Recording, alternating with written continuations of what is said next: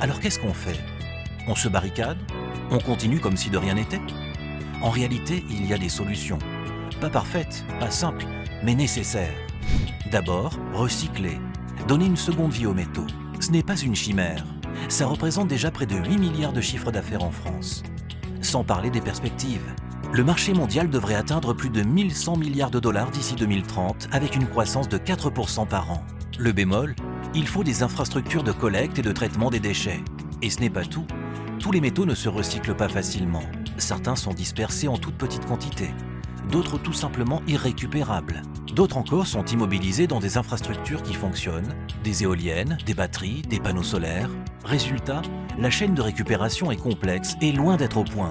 Pas du tout, même en ce qui concerne la France, le pays d'Europe qui exporte le plus de déchets métalliques. Pour encourager le mouvement vers le recyclage, la réglementation entre en scène. Qu'il s'agisse de la loi AGEC en France ou, au niveau européen, le Critical Raw Materials Act. Objectif, atteindre 25% de métaux critiques issus du recyclage d'ici à 2030. Ambitieux, sauf qu'il y a un petit souci. Nos déchets ont la bougeotte. Prenez l'aluminium. Nos usines européennes tournent à 15% sous leur capacité. Pourquoi? Parce que nos déchets filent, direction l'Asie et les États-Unis. Du coup, nouvelle priorité stratégique, garder nos poubelles à la maison. Le recyclage est un point essentiel à prendre en compte dans le cadre de l'organisation de la transition énergétique en Europe. Il faut savoir qu'aujourd'hui, la construction des moyens de production bas carbone, que ce soit la voiture électrique, les éoliennes, les panneaux solaires, va nécessiter beaucoup de métaux. Donc dans un premier temps, le recyclage ne va pas forcément suffire pour répondre à cette nouvelle demande. Il va donc falloir continuer à dépendre de la production minière en provenance du reste du monde. Si on veut, en revanche, s'affranchir de cette dépendance à long terme, et c'est là une vraie chance pour l'Europe, eh bien en mettant en place des capacités de recyclage, on aura la possibilité de recycler les éoliennes, les panneaux solaires ou les voitures électriques lorsqu'elles arriveront en fin de vie d'ici une dizaine ou une vingtaine d'années. Et à ce moment-là, on aura recours à ce qu'on appelle des mines urbaines. Donc c'est une énorme chance à moyen terme pour l'Europe dans le cadre de sa souveraineté énergétique. À court terme, le recyclage, aussi vertueux soit-il, ne suffira donc pas. Selon les experts, en Europe, il ne représentera pas une part significative de l'offre de métaux avant 2040. D'où la nécessité de continuer à investir dans les mines, mais différemment. Aujourd'hui, on sait faire des mines plus vertueuses, d'un point de vue environnemental et social. Et ce n'est qu'un début. Deuxième solution, innover et on met le paquet. Le cheval de bataille de l'Union européenne, ce sont les batteries électriques. Objectif, être autosuffisant et au top de l'innovation d'ici 2030. Première piste pour innover, mieux concevoir. Du côté des panneaux photovoltaïques, on envisage déjà de diviser par 7 l'utilisation d'argent.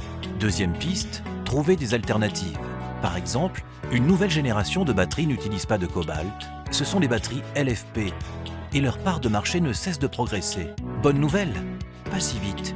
Il faut aussi faire attention à ne pas créer de nouvelles dépendances. Troisième piste, consommer responsable. Oui, on allait y arriver. Non, on ne vous conseille pas de changer votre téléphone tous les 4 matins. De même, si vous vous rêvez au volant d'une grosse SUV, gardez en tête que leur batterie nécessite 3 fois plus de lithium que les petites voitures. Dernier exemple, la course à l'autonomie des voitures électriques a-t-elle vraiment du sens alors qu'on roule en moyenne 30 km par jour? Bref, vous l'avez compris, l'innovation, elle viendra aussi de nos comportements et d'une meilleure adaptation de nos moyens à nos usages réels. Et surtout, on ne mise pas tout sur une seule carte. Pas de solution miracle, pas de technosolutionnisme. Recyclage, mine durable, innovation, c'est en combinant toutes ces approches qu'on pourra sécuriser notre avenir. Troisième solution, diversifier, ne plus mettre tous ses œufs dans le même panier. On ne l'y prendra plus. L'UE a décidé de reprendre la main. D'un côté, le Critical Raw Materials Act fixe une règle claire.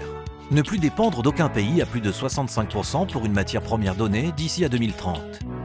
De l'autre, relocaliser la production. C'est le Net Zero Industry Act.